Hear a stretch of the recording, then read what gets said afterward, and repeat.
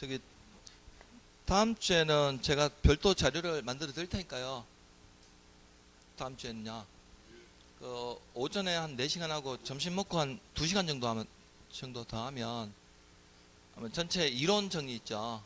핵심 이론 정리 한번 쭉 해가지고 40테마로 해가지고 내용을 한번 다시 정리해 드릴게요. 시험 치기 전에 한번 이론 정리는 필요하다 보니까 예, 잘 제가 만들어서 학원에 보내놓을 테니까요. 그렇게 많이 안 받을 겁니다. 자료는 두껍진 않을 겁니다.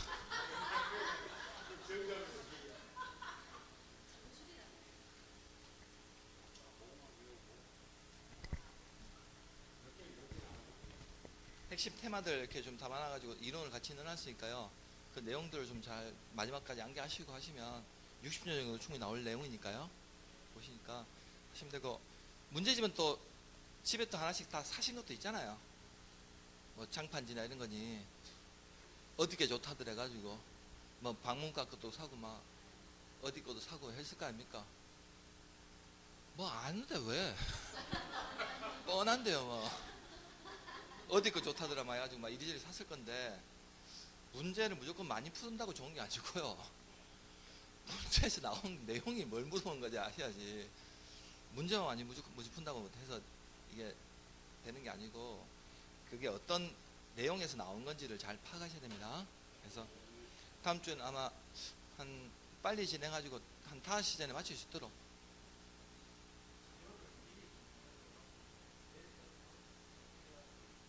저도 뭐 지금 편집 중에 있습니다. 지금 수업 전까지는 보내놓겠습니다.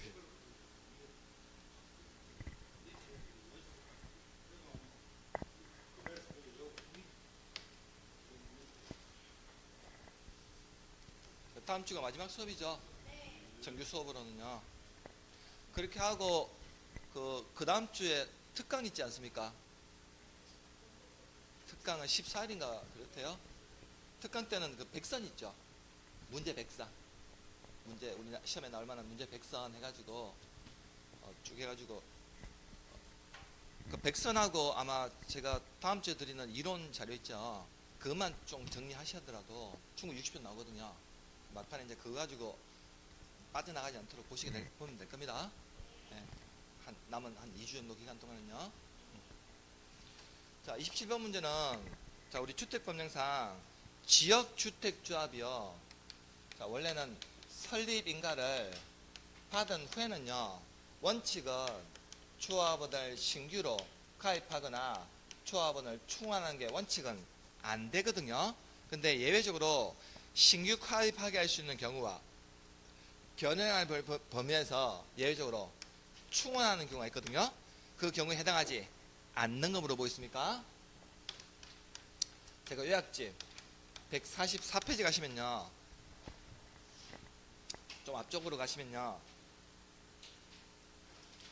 좌측 밑에 보시면 7번에 그 교체 및 신규 가입 나 있습니까? 자, 먼저 1번에 보시면 지역이나 직장주택조합은 설립인가 받은 후에는 원칙은 조합원을 교체하거나 신규로 가입하게 할 수 없는데, 자, 다음에 나오는 경우는 예외라 한다는 말은 뭘까요? 교체나 신규 가입이 가능하다는 거거든요. 그럼 어떤 경우는 가능하냐면, 먼저 1번에 조합원 수가 예정 세수를 초과하지 않은 범위에서 시장군수 우천으로부터 추가 모집에 관한 또 승인을 받았다는 거죠. 그리고 아래 5가지 사유 있죠. 이런 5가지 사유로 인해서 결연이 발생한 범위에서 충원하는 경우 있습니까? 이 경우에는 신규 가입이나 교체가 되는데, 그럼 어떤 부득이한 사유가 있으냐면, 먼저 1번에 조합원의 사망이거나, 2번에 사업계획 승인 이후 입주자로 승인된 지위나 지위가 양도, 증여, 판결 등으로 변경되는 경우 있습니까? 저번에 조합원의 탈퇴 등으로 조합원 수가 예정 세대수의 몇 퍼센트 미만, 50% 미만이 되는 경우나, 조합원이 무작정으로 파면되어 자격을 상실하는 경우나, 사업계획 승인 과정에서 예정 세대수가 변경되어 조합원 수가 변경된 세대의 몇 퍼센트 미만, 50% 미만이 될 때만 예외적으로 충원할 수 있다는 거거든요. 그래서 이거 물어보는 거거든요. 그래서 27번에 1번 가시면요. 초아버니 사망하는 경우에는 결혼이 발생한 법에서 충원할 수 있습니까? 처음에 사망으로는. 그리고 이번에 초아버니 무자격적으로 판명되어 자격을 상실하게 되면요. 이것도 충원할 수 있는 사유죠. 자, 3번에 초아번 수가 예정세수를 초과하지 않은 법에서 시당 추천부터 추가 모집에 관한 승인을 받은 경우에도 신규가입이나 충원할 수 있고, 자 4번에 지금 초합원의 탈퇴 등으로 초합원 수가 예정세대수의 몇 퍼센트? 50% 미만일 때만 충원할 수 있습니다. 60%면요 충원할 필요가 없겠네요. 자 5번에 자 사업계획서인 과정에서 예정세대수가 변경되어 초합원 수가 변경되는 세대수의 몇 퍼센트 미만? 50% 미만일 때는 충분할 수 있거든요. 40%니까 50% 미만이죠. 그래서 충분할 수 있어요. 근데 50% 초과하게 되면요 충분할 수 없습니다. 60%니까 50% 넘어섰죠. 이때는 충분할 수가 없다는 겁니다. 4번 답이죠. 자 28번은 주택법령상 주택 건설 용지의 확보 및 매도 청구에 관한 설명으로 오는 거 물어보고 있죠. 제가 요약지 150페이지 가시면요 제가 거기 큰 제목에 택지 공급 대책이라고 적어놨을 거예요. 적어놨습니까? 150페이지 가시면 자 우리 주택법에서는 두 가지 조치를 취하고 있는데요. 자 먼저 국공지의 우선 매각이 임대 있습니까?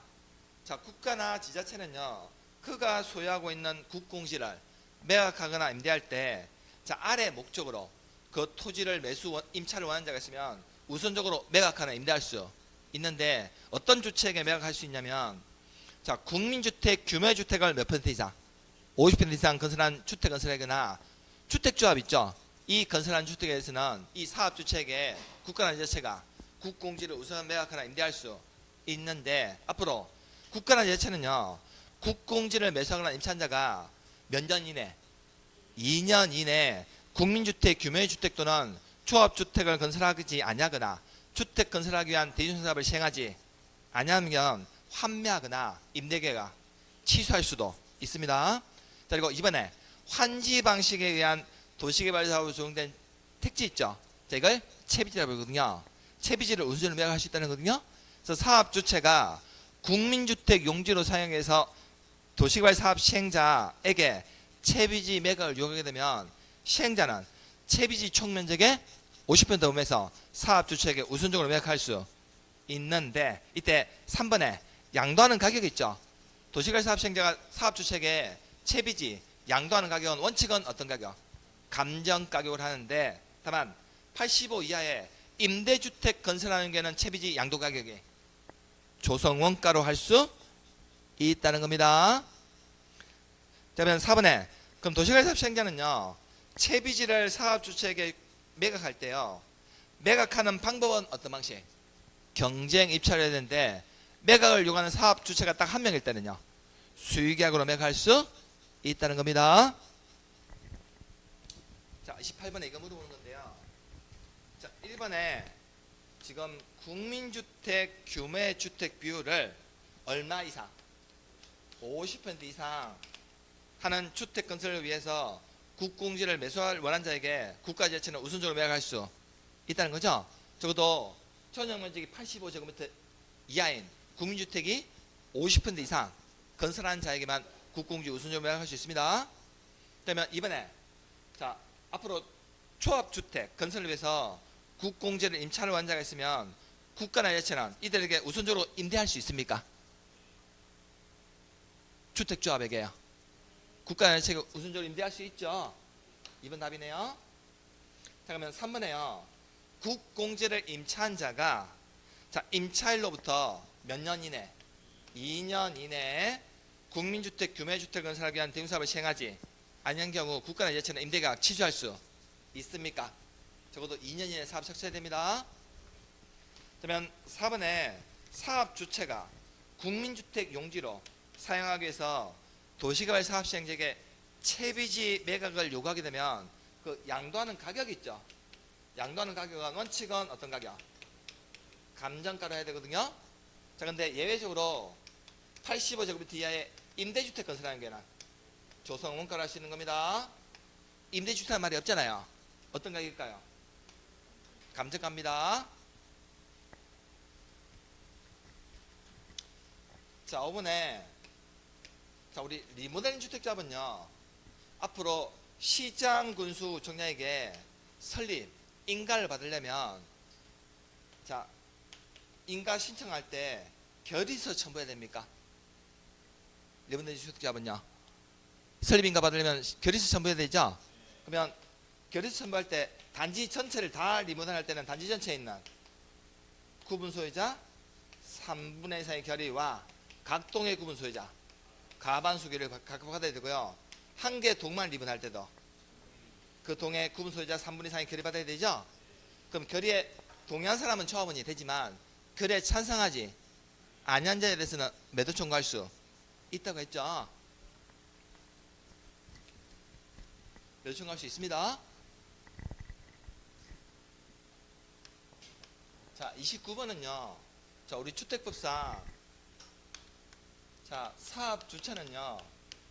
자, 주택 건설 사업을 하기 위해서는 반드시 사업 계획서를 받아야 되죠. 그럼 사업 계획서를 받고 나면 이제 주택 건설 사업에 착수할 수가 있는데, 자, 지금 29번 문제에서 사업 주체는 누굽니까? 갑인가요? 자, 이걸 잘 파악하셔야 됩니다. 사업 주체 갑은 사업 계획 승인권자는 누굽니까? 을로부터 주택 건설 사업 계획 분할하여 시행하는 것을 내용으로 사업 계획 승인을 받았다는 거거든요. 그러면 사업 주체가요, 앞으로 을에게 지금 공구별로 분할하는 것을 내용으로 사업 계획 승인 받았다는 거네요. 주택법령상 이에 관한 설명으로 틀린 거 물어보고 있죠. 자, 이거 요약지 148페이지에 있을 텐데요. 앞쪽으로 한 장 가시면요. 자, 맨 위에 보시면 사업계획 승인권자는 사업주체로부터 사업계획 승인 신청 받았을 때 정당한 사유였으면 승인 여부는 며칠 내? 60일 내 사업주체에게 통보되고, 승인권자는 사업계획 승인을 승인하게 되면 이에 관한 사항을 고시를 해야 된다는 거죠. 자, 밑에 이제 공사 착공기간 나 있습니까? 그럼 사업주체는 승인받은 사업 계획대로 사업을 시행하게 되며 다음의 구분에 따라 공사를 시작하게 되는데, 단지 전체에 대해서 사업계획 승인 받게 되면 승인받는 로부터 몇 년 내에 착수해야 되고 5년 내에 착수해야 되고요. 공구별로 분할해서 사업계획 승인 받게 되면 최초 공고에서는 승인받는 로부터 5년 내, 최초 외 공고에서는 2년 내 공사에 착수하면 되죠. 다만 승인권자는 아래 정당한 사유가 있다고 인정한 경우 사업주체 신청을 받아서 사유가 없어진 날부터 1년 범위에서 공사 착수기간 연장할 수 있다는 거거든요. 이런 정당한 사유가 있어야 됩니다. 자, 근데 양을 이용하시면 사업계획서는 취소했습니까? 그럼 사업계획서는 다음에 해당하는 경우 그 사업계획서를 취소할 수 있다는 거죠. 사업주체가 승인받은 날부터 몇 년 이내?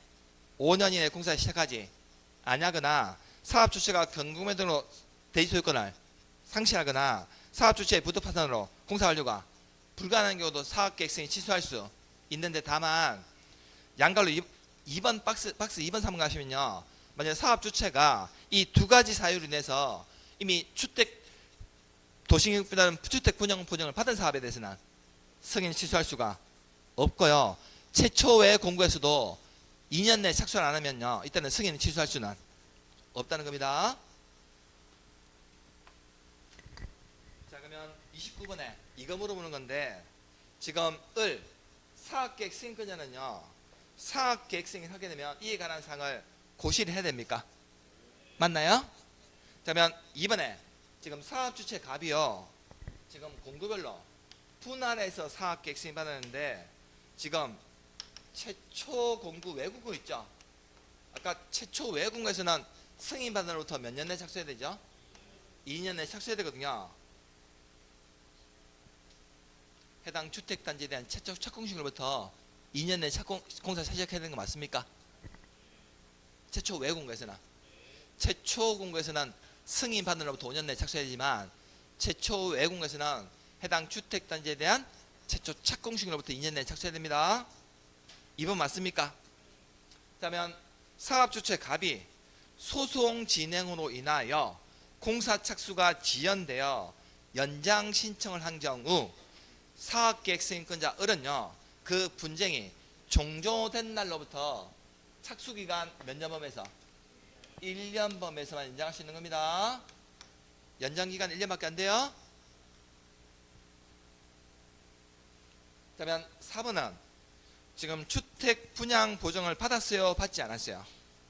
받지 않은 갑이 파산하여 공사 완료가 불가능한 경우 승인권자 을은 사업계획 승인 취소할 수 있습니까?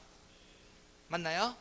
자, 그럼 5번에 사업주체 갑이 최초로 공사를 진행한 공구 외 공구에서 해당 주택단지에 대한 최초 착공 시기로부터 2년 지났음에도 공사를 시작하지 아니한 경우 사업계획 승인권자는 이때 승인 취소할 수 있습니까? 없습니까? 최초 외 공구에서는 승인을 취소할 수가 없다는 거죠.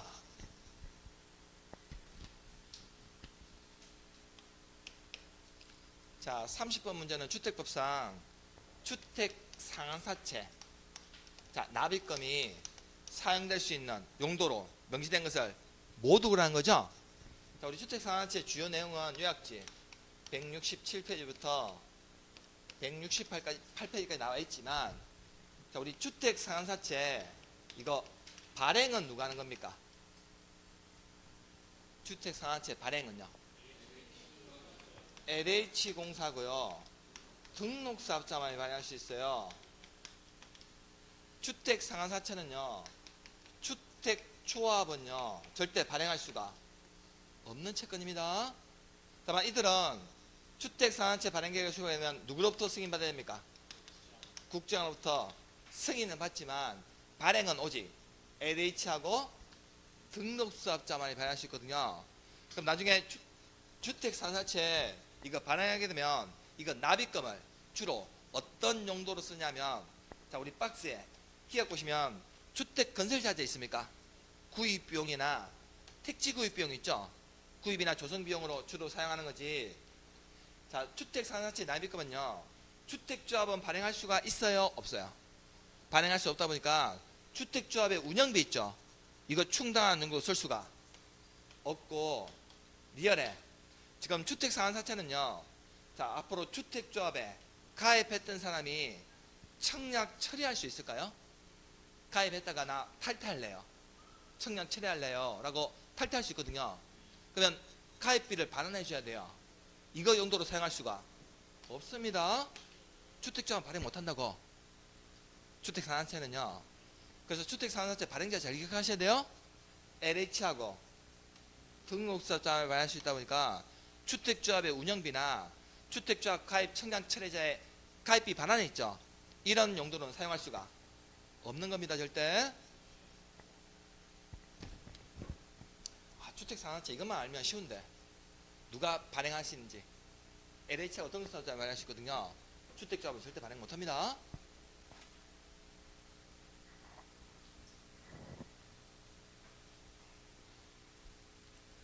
자, 31번 문제는 이제 주택법 용어에 대한 문제인데 설명으로 옳은 거 물어보고 있죠. 자, 지금 우리 31번에서 1번하고 3번 지문 있습니까? 이 두 개 지문은요, 자, 요약지 134페이지에 있는 지문이고요. 자, 2번, 4번, 5번 지문 있습니까? 이 세 개 지문은 요약지 136페이지에 있는 지문이거든요. 우리 요약지 134페이지 가보시면요, 맨 위에 거기 공급 대상에 보면 국민주택 해가지고 오른쪽에 1번에 국민주택 규모 있습니까? 자, 국민주택 규모의 주택이란 주거의 용도로 쓰이는 면적 있죠? 주거적 면적이 1호 또는 1, 2세대당 얼마예요? 85제곱미터 이하. 단 가로 안에 수도권을 제외한 도시지역이 아닌 읍이나 면적은 1호 또는 1세대당 면적이 100제곱미터 이하인 주택을 바로 국민주택 규모의 주택이라고 부르는 겁니다. 1번 맞습니까? 틀립니까? 틀린 질문이죠? 자, 3번 보시면요, 자, 이제 그 밑에 국민주택의 정의 나와 있죠? 자, 국민주택 1안, 자, 다음에 대한 주택으로서 국민주택 규모 이하인 주택이라는 거죠. 그럼 다음에 해당 주택으로서 저용면적이 85제곱미터 이하인 주택을 얘기하는데 국가, 지자체, LH, 지방공사가 건설한 주택으로서 저용면적이 85제곱미터 이하인 주택이나 국가, 지자체의 재정 또는 주택 도시금을 지원받아 건설하거나 개량된 주택으로서 저용면적이 85제곱미터 이하인 주택을 바로 국민주택이라고 부르는 겁니다. 그래서 3번에요. 지금 주택도시기금으로부터 자금을 지원받아 건설되는 한 세대당 전용면적이 84제곱미터인 주택은요 국민주택에 해당하는 거 맞습니까? 3번 맞나요? 85 이하니까 이건 국민주택이 맞죠? 3번 답입니까?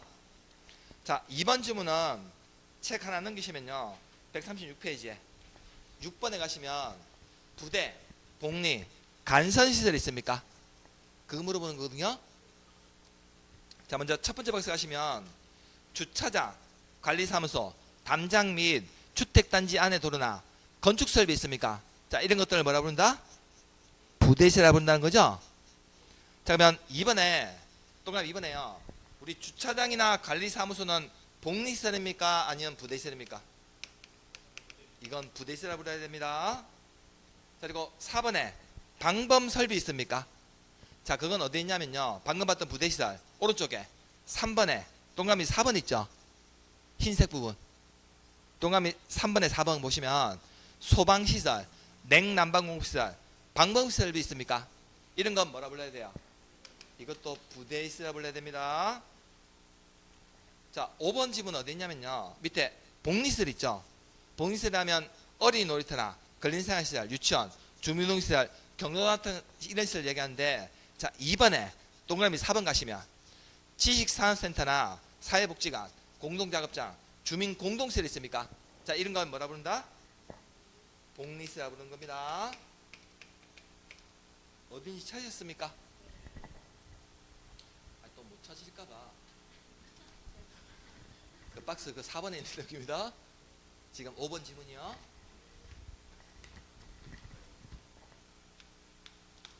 자, 32번 문제는요 건축협정 문제죠. 설명으로 틀린 거 물어보고 있죠. 자, 우리 요약지 209페이지부터 210페이지까지 나오는 내용이거든요. 저 우리 건축법 제일 끝에 가면요 건축법 보칙 파트 가시면 209페이지에 아마 건축협정 나올 거예요. 나와 있습니까? 자, 협정의 체결 대상은요 토지 또는 건축물의 소유자, 지상권자 등 대통령령으로 자는 토지등 소유자는요 자, 아래 박스에 단 지역이나 구역에서 건축이나 대수선, 리모델링에 관한 건축협정 체결할 수 있는데 이 토지등 소유자 과반수 아니면 전원의 합의, 전원의 합의로 건축협정 체결할 수 있는 겁니다. 자, 이제 밑에 보시면 자, 협정 체결자나 운영의 대표자는 협정서 작성해서 해당 인가권자한테 인가를 받아야 되는데 단 이번에 협정 체결 대상 토지가 둘 이상의 특자시나 시군구에 걸칠 때는요 이때는 협정 체결 대상 토지 면적의 어디가 과반이 속하는 협정 인가권자한테 인가를 신청할 수 있다는 겁니다. 이해가 가만세요? 자, 그러면 양으로 4번 가시면요 그럼 협정 체결자나 운영의 대표자는 만일에 협정을 폐지하려는 게는 협정 체결자 얼마의 동의받아서 과반수 동의받아서 인가권자한테 다시 인가를 받아야 됩니다. 그래서 우리 건축협정은요 토지등 소유자들이 건축협정을 체결하고자 할 때는 토지나 건축물 또는 지상권자의 과반 아니면 전원의 합의가 필요하고요. 체결된 협정을 폐지하고자 할 때는 협정 체결자 얼마에 과반수의 동의만 받으면 됩니다. 체결할 때만 전원 합의예요. 그래서 32번에 1번 가시면요 건축물의 소유자 등은 건축물의 리모델에 관한 건축협정을 체결할 수 있는데 이때 체결하려면 과반수 아니면 전원 합의, 전원의 합의가 필요합니다. 자, 근데 5번에 협정 체결자 또는 운영의 대표자는 협정을 폐지할 때는 체결자 얼마에 과반수 동의받아서 인가권자한테 인가 다시 받아야 되죠. 체결할 때는 전회합의, 폐지할 때는 과반수에 동의만 있으면 됩니다.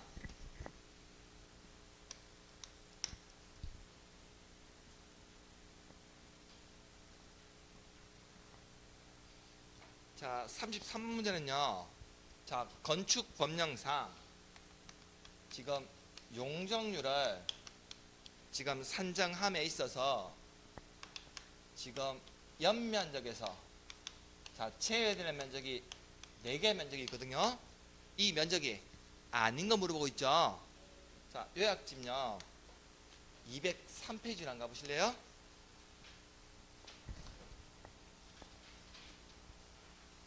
자, 우리 요약집 203페이지 가시면 두 번째 박스에 보시면 그 연면적의 정의 있습니까?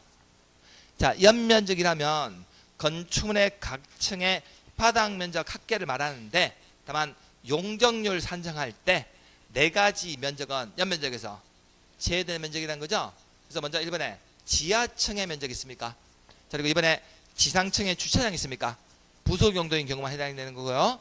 자, 3번에 초고층이나 준초고층 건축물에 설치하는 피난 안전구역 면적이거나 자, 4번 면적은 뭐냐면요. 자, 이 건축물이 층수가 11층 이상인데 11층 이상인 층의 바닥 면적이 얼마냐면 1만 제곱미터 이상인 건축물이 있을 때 이 건축물에 평지붕 있죠. 평지붕일 때는요. 헬리포터 설치해서 구조활동을 펼칠 수가 있는데 이 건축물이 지붕이 경사지 형태 지붕이에요. 그러면 헬리포터 설치가 안 되다 보니까 경사 지붕 바로 아래에다가 대피 공간 있죠. 이걸 설치해야 되거든요. 이 대피 공간 인면적도 용적률 산정할 때 연면적에서나 제외된 면적이라는 겁니다. 자, 근데 33번에요. 4번 보시면요. 지금 우리 공동주택 있습니까? 우리 아파트에 설치하는 주민 공동시설 면적 있죠. 아파트 내부에 주민 공동시설 이런 면적은 용적률에 포함이 안 됩니까? 용적률 포함시켜야 됩니까? 이 면적은 용적률 포함돼야 됩니다. 용적률 산정할 때 연면적이 포함이 된다고요? 4가지 면적만 재야 되는 거지.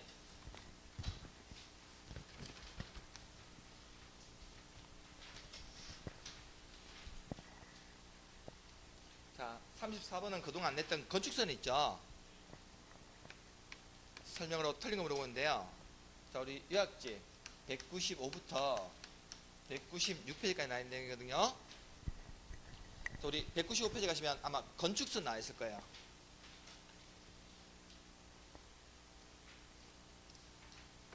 나와 있습니까? 자, 우리 건축선이란 원칙은 도로와 접한 부분에 건축물을 건축할 수 있는 선을 말하며 원칙은 대지와 도로에 경계선을 하는 거 맞습니까? 이게 건축선이거든요. 그런데 이번에 예외적으로 소요너비에 못 미치는 도로 있습니까? 그러면 소요너비에 못 미치는 너비의 도로인 경우는요. 이게 도로가 소요너비가 지금 우리 건축부에서는 도로 소요너비가 4m 이상이 돼야 되거든요. 근데 이 도로가 소요너비에 못 미치는 2m밖에 안 된 도로일 때 양쪽에 대지가 있을 때는요. 양쪽 대지에 건축선은 어떻게 지정을 했죠? 양쪽에 대지가 있을 때는요. 이때는 도로에 중심선이 있습니까? 도로의 중심선을 기준점으로 잡아가지고 자, A 대지와 B 대지 쪽으로 각각 수평으로 몇 미터? 소요너비의 2분의 1이니까 여기로 2m, 여기로 2m 각각 후퇴한 이 선을 기준으로 건축선 지정했고, 자, 한쪽은 대지인데 도로 반대쪽에 뭐 철도나 하천, 선로부지 같은 거 있죠. 이렇게 경사지 같은 게 있을 때는요. 이때 A 대지의 건축선은 어떻게 지정했죠? 경사지 등 있는 도로에 경계선 있죠. 이걸 기준점으로 잡아가지고 A 대지 쪽으로 수평으로 몇 미터? 4m 후퇴한 선을 기준으로 건축선을 지정했습니다. 자, 그래서 34번에 1번 지문 맞습니까? 틀린 지문입니까? 맞는 지문이에요? 그런데 2번 지문을 보시면요. 소요너비에 못 미치는 너비의 도로인 경우, 도로 반대쪽에 경사지등이 말이 없죠. 그럼 이때는 양쪽에 대지가 있다는 거거든요. 그럼 이때 양쪽 대지의 견축선은요, 대지와 도로의 경계선으로부터입니까? 이때는 도로의 중심선으로부터입니다. 도로의 중심선으로부터 그 소요너비 2분의 1의 수평거리만큼 물러난 선을 건축선을 해야 되죠.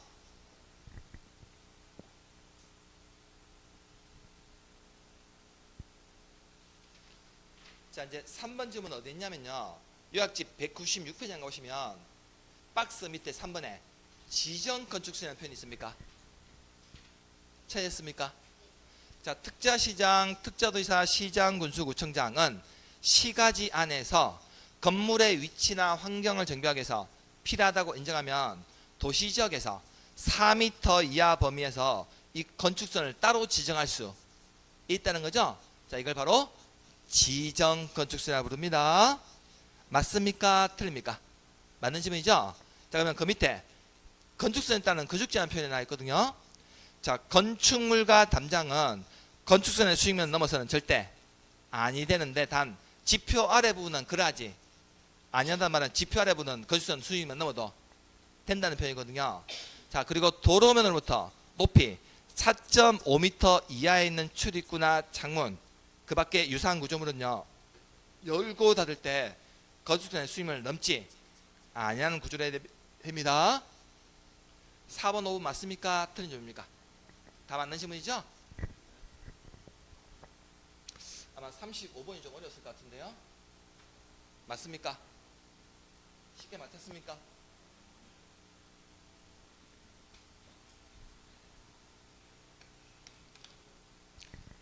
자, 35번 문제는요, 지금 건축법령상 허가 대상 건축물이라 하더라도 건축 신고를 하면 허가받은 것으로 보는 경우를 모두 고라는 거죠. 자, 이게 바로 우리 건축에서 얘기하는 신고 대상 건축물이거든요. 자, 의학지 184페이지 안 가보실래요?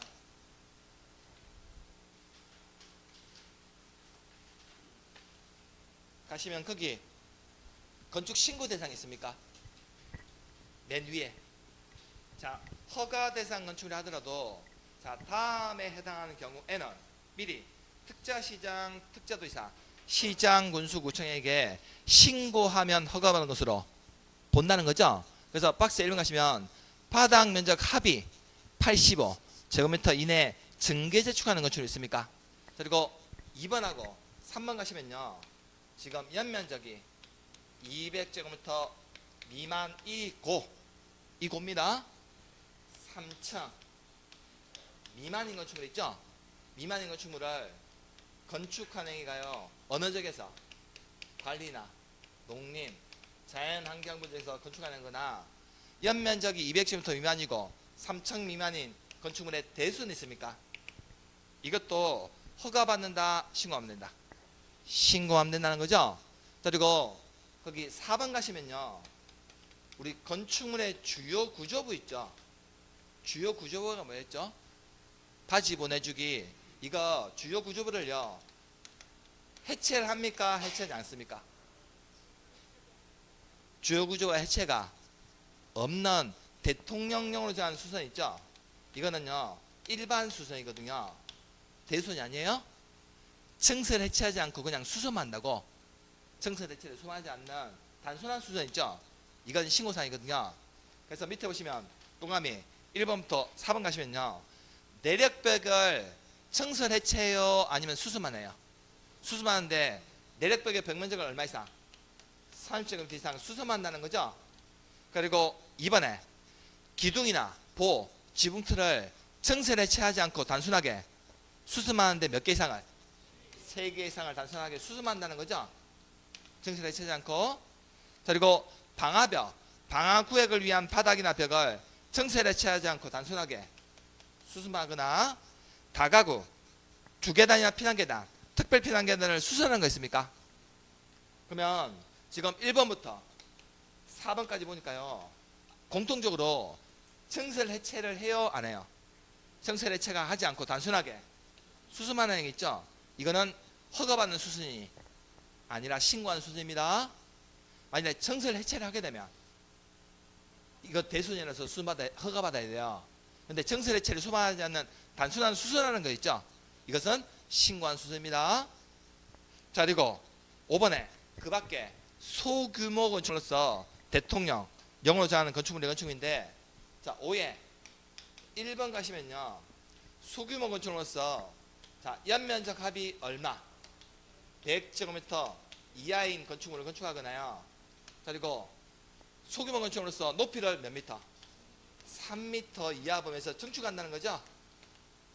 이 행위는 신고한 사항입니다.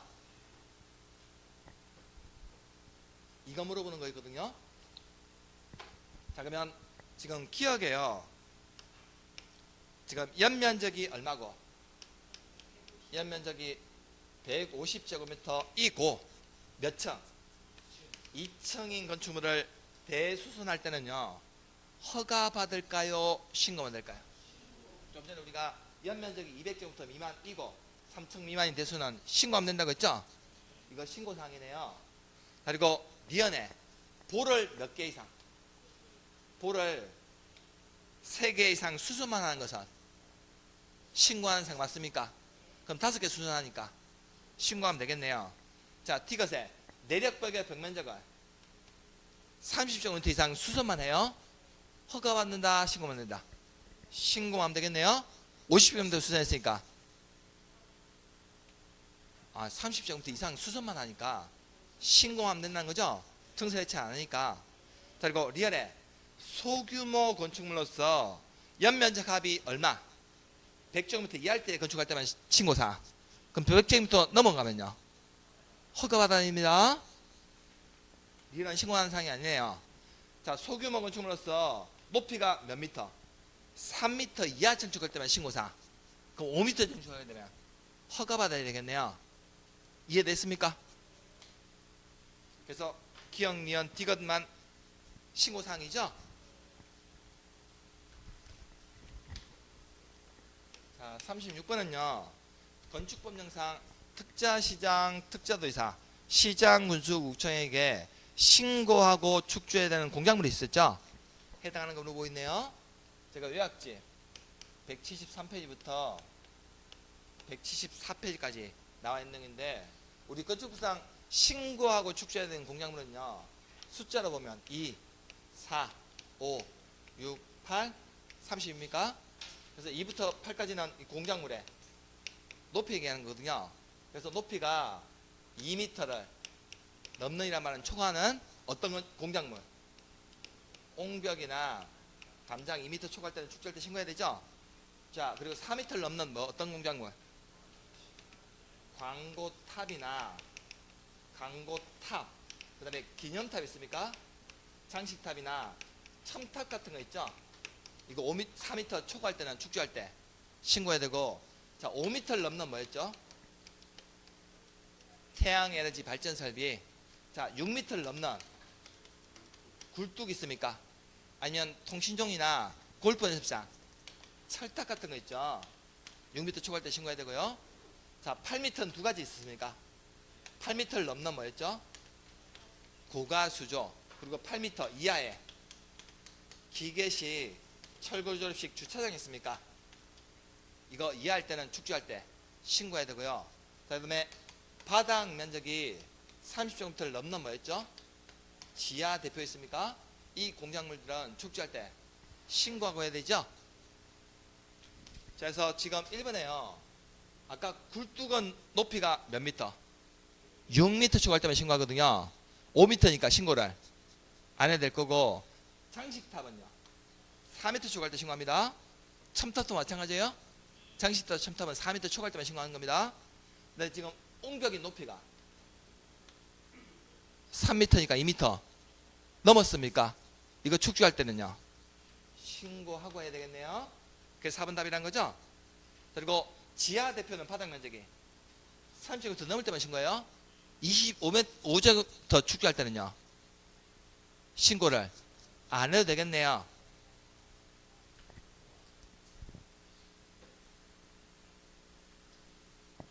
자, 37번 문제는 건축법령상 자, 위반 건축물에 대한 조치에 관한 설명으로 옳지 않은 거 물어보고 있습니까? 자, 요약집 212부터 214페이지까지 나온 내용이거든요. 우리 건축법 좀 뒤에 넘기시면, 자, 보칙 파트에 가시면 위반 건축물 등에 대한 조치라고 되어 있을 겁니다. 나와 있습니까? 동그라미 1번 보시면요, 허가권자는 대지나 건축물이 건축법 또는 건축법에 따른 명령이나 처분을 위반하면 건축법에 따른 허가나 승인을 취소하거나 그 건축물의 건축주나 시공자, 현장 관리인 등에게 공사의 중지를 명하거나 상당한 기간을 정해서 필요한 조치를 명할 수 있을까요? 37번에 1번 맞는 질문입니까? 틀린 질문입니까? 공사 중지 명할 수 있겠네요. 자, 근데 현장 관리인 등에게 공사 중지를 명령했음을 불구하고 시정 명령을 받았는데 이걸 이행하지 않게 되면 이행 강제금을 부과할 수 부과한다는 거죠. 그래서 밑에 양갈림을 보시면 이행 강제금 부과 있습니까? 허가권자는 위반 건축물에 대한 시정 명령을 받은 후 기간 내 명령을 이행하지 아니한 건축주에 대해서 명령의 이행에 필요한 상당한 기간을 정해서 자, 이행 강제금을 부과하는데, 자, 만일에 오른쪽에 건축물이 건폐율이나 용적률을 초과하여 건축한 경우나 허가받지 않거나 신고하지 아니하고 건축하게 되면요, 이때는 허가권자가 이행 강제금이 있죠. 이행 강제금, 자, 부과하는 기준이 지금 지방세법에 따라 해당 건축물에 적용되는, 자, 1제곱미터당 시가 표준액의 얼마에 대한 금액에 100분의 50에 해당하는 금액에다가 위반한 면적이 있죠. 을 곱한 금액 이하 범위에서 다시 대통령용으로 정하는 비율 있죠. 이걸 다시 곱한다는 거거든요. 그래서 이 건축주가요, 허가를 받지 않냐고 건축하게 되면 비율이 얼마? 100분의 100 비율. 자, 용적률을 초과하여 건축하게 되면 100분의 90비율 곱하고, 건폐율을 초과하여 건축하게 되면 100분의 89비율 곱하고요. 자, 신고를 하지 않냐고 건축하게 되면 100분의 70비율 곱한다는 거죠. 자, 그러면 밑에 양걸 2번에 부가 징수 절차 보시면 허가권자는 이행 강제금 부과하기 전에 부가 징수한다는 뜻을 미리 문서로서 계고를 해야 됩니다. 자, 다음 페이지 읽으시면 214페이지에, 자, 허가권자는요, 최초 시정명령이 있었다는 걸 기준하여 1년에 몇 번? 2회 이내 범위에서 지자체 조례를 정한했을 만큼 시정명령 이행될 때까지 반복 부가 징수할 수 있는데, 허가권자는 시정명령 받은 자가 이를 이행하면 새로운 이행 강제금 부과는 즉시 중지하되 이미 부과된 이행 강제금은 징수해야 되고요. 허가권은 이행 강제금 부과 처분을 받은 자가 납부기간까지 이거 내지 않으면 지방행정제재 부과금 징수에 관한 법률에 따라서 이거 강제 징수합니다. 그래서 47번에요. 2번 지문 가시면요, 건축물이 지금 용적률을 초과하여 건축하게 되면 이건 중요사항 위반이거든요. 그럼 이때 해당 건축물에 적용되는 시가 표준액의 100분의 10에 해당하는 금액으로 이행강제금 부과하는 거죠. 지방세법에 따른 해당 1제곱미터 시가 표준액의 얼마? 100분의 50에 해당하는 금액에다가 위반한 면적을 곱하고 용적률 초과했으니까 100분의 90비를 곱하겠네요. 100분의 10 아닙니다. 자, 3번에 허가권자는 이행 강제금 부과하기 전에 부과 징수한다는 뜻을 미리 문서로서 계고를 해야 되는 거 맞습니까? 자, 4번에 허가권자는 이행 강제금 부과 처분을 받은 자가 납부기간까지 내지 않으면 지방행정제재 부과금 징수에 대한 법률에서 강제 징수 가능합니까? 자, 그러면 5번에 허가권자는요, 시정명령 받은 자가 이를 이행하면 새로운 이행 강제금 부과는 즉시 중지를 하되 이미 부과된 이행 강제금에 대해서는 징수를 해야 되죠. 5번 맞습니까? 아마 38번 문제가 꽤 까다로운 문제 있을 것 같은데요. 맞습니까?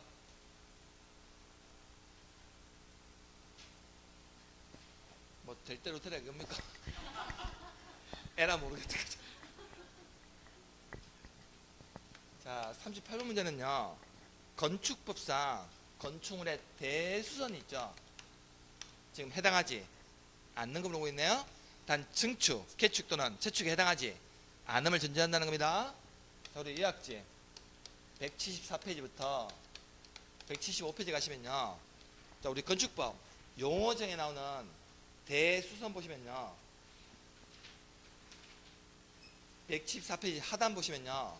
자, 건축물의 기둥이나 보, 내력벽, 주계단 등 구조나 외부 형태를 수선 변경하거나 증설하는 것으로서 전개재축에 해당하지 아니한 다음의 행위를 우리가 대수이라 부른다는 거죠. 그래서 지금 1번, 2번, 3번 가시면 자, 기둥이나 자, 보, 지붕틀이 있습니까? 자, 이걸 증설, 해체하거나 자, 또는 수선, 변경하는 행위를 대수이라 부르는데요. 자, 기둥이나 보, 지붕틀은요. 그 개수를요. 관계없이 한 개를 증설 해체해도 대손이 맞거든요. 근데 수선하거나 변경하는 행위가 대손에게서는 적어도 개수가 3개 이상을 수선 변경할 때만 대손이고요. 그리고 4번, 5번 가시면 내력벽 있습니까? 자, 내력벽이나 내부에 사용하는 마감재료입니까? 외벽의 마감재료입니까? 외벽의 마감재료입니다. 내부에 사용하는 마감재료가 아니고 내력벽이나 외벽의 마감재료를 증설 해체하거나 수선 변경하는 게 말하는데 자, 내력벽이나 외벽의 마감재료는요. 그 벽면적에 관계 없이 증설 해체하면 무조건 대손이 맞아요. 근데 수선하거나 변경하는 행위가 대손이 되기 위해서는 적어도 벽면적을 30cm 이상을 수선 변경할 때만 대손입니다. 그리고 5번에 가시면 자, 6번에 가시면 방화벽이나 방화구획을 위한 바닥이나 벽, 주계단, 피난계단, 특별 피난계단, 다가구의 가구관이나 다세대주택의 세대관 있죠. 이 경계벽을 증설 해체하거나 또는 수선 변경하는 행위를 바로 대수진이라고 부릅니다. 자, 그래서 지금 38번에 1번 가시면요. 주계단, 피난계단, 특별 피난계단을 증설 또는 해체하는 것은 대수진 행위 맞습니까? 자, 기둥을 증설 해체하는 행위도 대수진 행위 맞고요. 자, 내력벽을 증설하거나 해체하는 행위도 대수진이 맞는데 자, 건축물의 내부예요, 외벽이에요? 외벽의 마감재료입니다.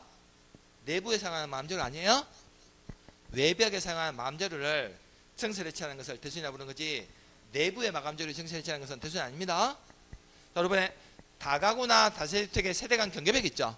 이거 증설 해체하거나 수준 변경하는 것도 대수진 행위가 맞다는 거죠? 좀 까다로운 문제였습니다, 이거.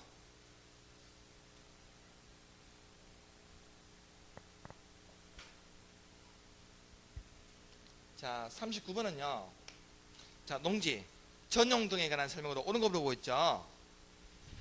자, 이 지문도 우리 요약집에 여러 페이지 나뉘어져 있거든요. 자, 1번 지문은 요약지 230페이지에 있고요. 자, 2번하고 5번 지문 있습니까? 2번, 5번 지문은 자, 요약지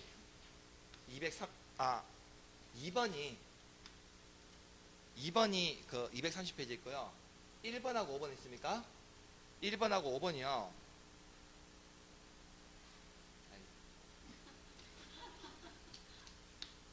1번은요. 요약집 232페이지에 있고요. 2번하고 5번 있습니까? 2번하고 5번 지문은요. 요약집 230페이지에 있는 지문이고 자, 3번하고 4번 있습니까? 자, 3번도 230페이지에 있고 4번은 요약집 234페이지에 있는 지문입니다. 자, 먼저 우리 요약집 232페이지 한번 보시면요.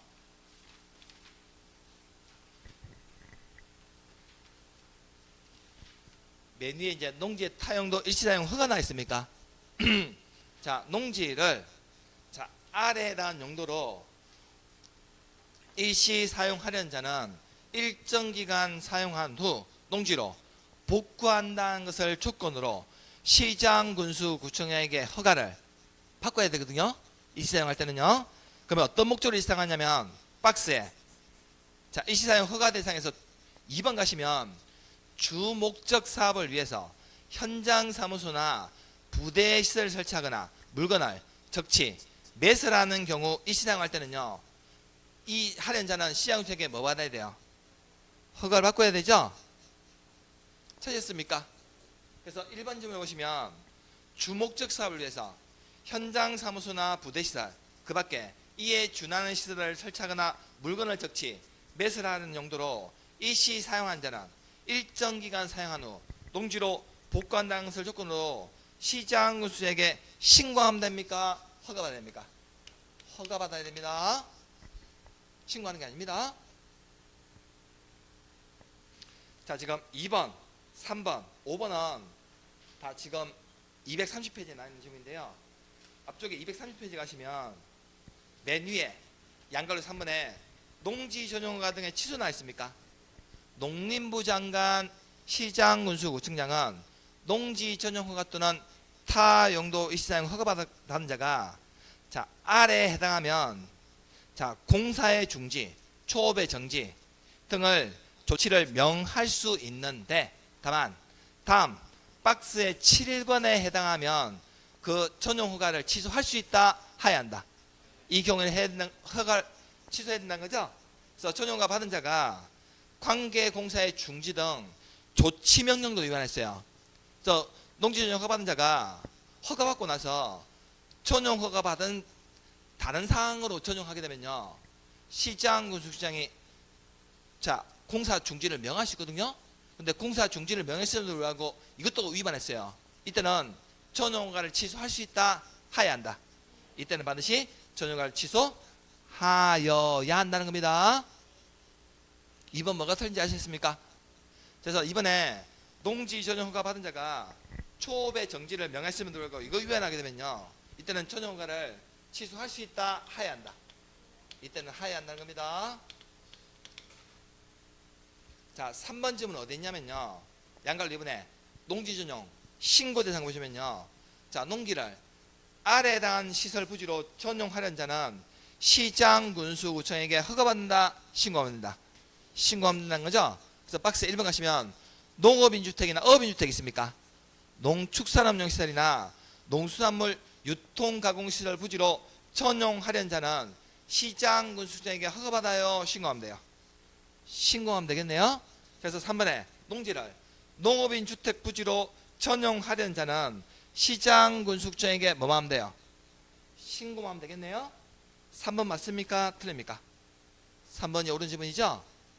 자, 지금 5번 지문은 어디 있냐면 바로 방금 위에 농지 전용 신고 대상 위에 바로 보시면 4번에 농지 전용 허가 협의 또는 신고하고 농지 전용 목적 사업에 사용되고 있거나 사용된 토지를 몇 년 이내 5년 이내 다른 목적으로 사용하려는 경우 농림축산식품부를 영어로 정함했더라 시장군수에게 용도 변경할 때 다시 승인을 다시 받아야 된다는 거죠. 지금 5번 뭐가 틀린지 아셨습니까? 연수가 틀렸어요. 5년입니다. 5년.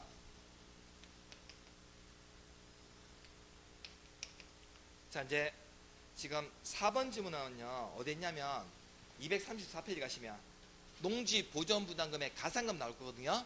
맨 위에 농림축산식품부 장관은 농지 보존 부담금을 내야 할 자가 납부기간까지 부담금을 내지 아니한 경우 납부기간이 지난 날부터 체납된 농지 보존금의 얼마? 100분의 3에 상당하는 가산금을 부과하는 겁니다. 100분의 5 아닙니다. 그 숫자 틀렸어요? 40번 문제는 너무 쉬웠습니까? 자, 우리 40번 문제는요. 농지 법령상 농지증 있죠? 자, 농지증을 지금 발급받지 아니하고 농지를 취득할 수 있는 경우가 아닌 거 물어보고 있네요. 문제 의도만 파악하면 아주 쉬운 문제인데 이거 문제 어떤 문제입니까? 발급받지 않고 농지 취득할 수 있는 경우가 아니니까 농지증을 발급받아야 되는 경우 있죠. 이 경우를 물어보는 거거든요. 자, 우리 요약지 219페이지 가시면요, 앞쪽에 오른쪽 밑에 보시면 219페이지 오른쪽에요, 농지증 있습니까? 자, 농지를 매매, 교환, 증여, 판결, 경매 등으로 취득하는 자는 농지 소재에 관한 시구 업무자로부터 농지증 발급을 받아야 되는데, 다만 아래에 해당하면 농지증 발급받지 아니하고 농지를 취득할 수 있다는 거죠. 농지증 어떤 경우에 발급 안 받아도 되냐면, 국가, 지자체, 농어촌공사가 농지를 소유하는 경우나 상속농지, 그리고 담보농지 취득을 소유하는 경우나 농지전용, 협의를 마친 농지를 소유하는 경우나 아니면 토지 수용으로 취득하는 경우나 농업법인의 합병이나 공유농지, 분할, 시효의 완성을 취득하는 경우 있죠. 이 경우에는 농지증 발급받지 않고 농지 취득할 수 있죠. 그런데 우리 40번에 5번 중 보시면 주말 체험용농 있습니까? 하려고 농업진흥지역 외 농지를 소유하는 경우는요, 농지증 발급받아야 되거든요. 그러면 이때는요, 농지증 발급받을 때요, 뭐까지 작성해야 돼요? 농업 경영계획서도 작성해야 됩니다. 주말 체험용 목적으로 농지 취득할 때는 농지증 발급받을 때 뭐까지 작성해야 되냐고, 경영계획서까지 작성해야 돼요.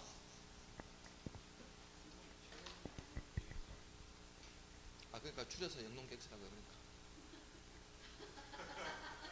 주말 체험용 경영계획서니까 여기까지 작성해야 됩니다. 주말 체험용 모실 때는요. 이게 바뀌었거든요, 최근에. 자, 명절 쉬고 가지고 오늘 제일 힘든 날인데 수업 듣느라 고생하셨고, 다음 주 수업 때 뵙도록 하겠습니다. 고생하셨습니다.